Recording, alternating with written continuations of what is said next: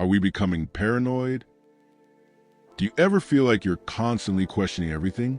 Not just the news, not just politics, but your memories, your instincts, even your own free will. You scroll through your feed and think, can I really trust this? You hear a voice from your smart speaker and wonder, is it listening right now? You watch a video and hesitate. Is this even real? This isn't about clinical paranoia. It's about something quieter, more subtle, a creeping unease. And in 2026, that unease might be the defining psychological atmosphere of our time.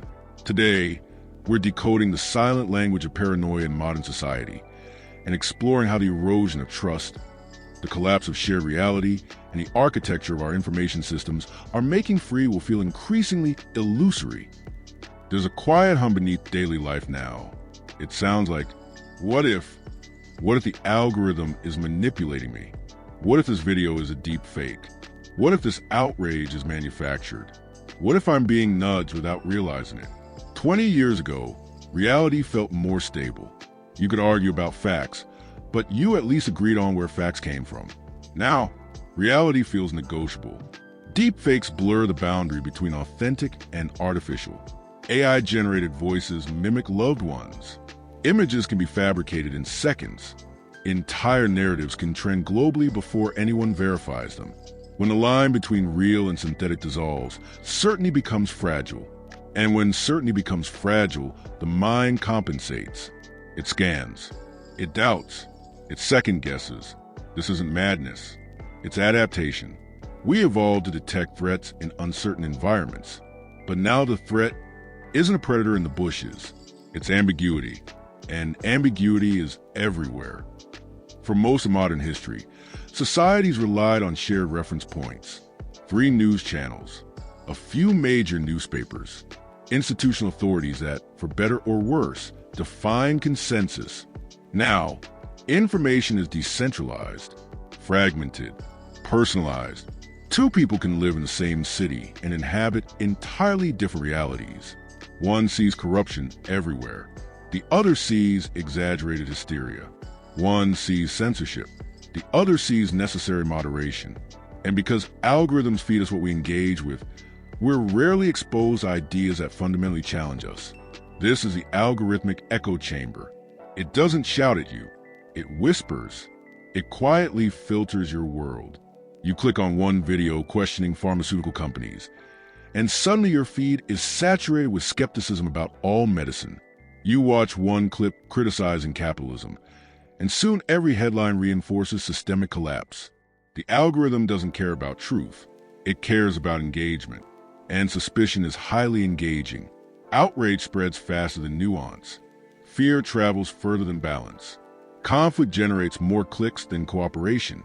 Over time, your digital environment begins to feel like confirmation that your doubts were right all along, not because they were, but because they were profitable.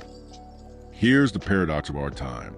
We have more information than any generation in history, and we trust it less than ever.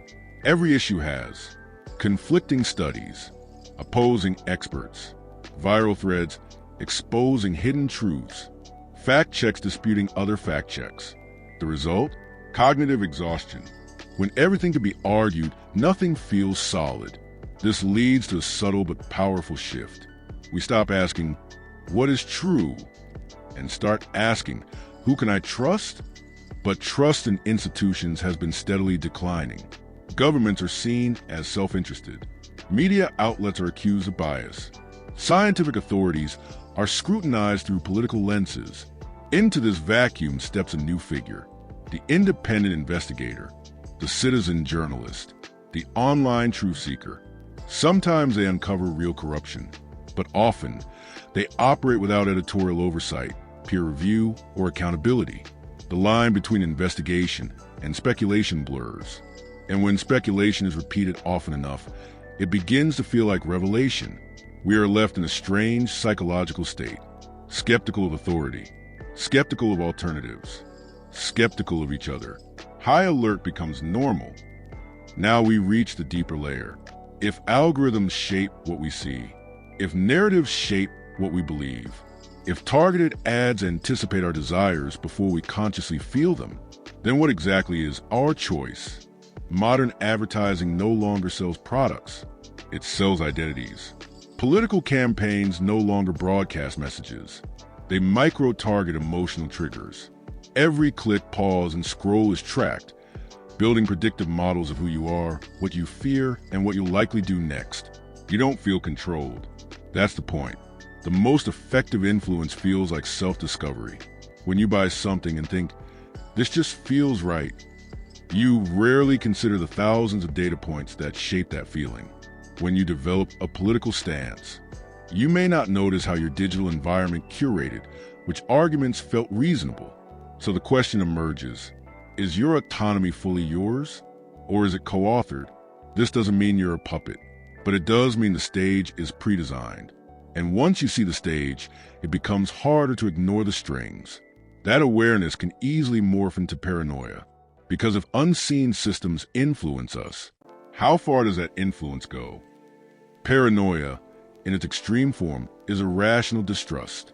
But what happens when distrust becomes partially rational? When corporations really do harvest your data? When political actors really do manipulate narratives? When misinformation really does spread at scale? The mind responds proportionally. It heightens vigilance. But hypervigilance has a cost. It narrows perspective. It interprets ambiguity as threat. It assumes intention where there may be randomness. In uncertain environments, the brain prefers a clear villain over complex chaos. It feels safe to believe someone is controlling this, than to accept that systems are messy, decentralized, and sometimes incompetent. Conspiracy offers coherence, and coherence is psychologically comforting, even if it's false. So modern society produces a strange tension.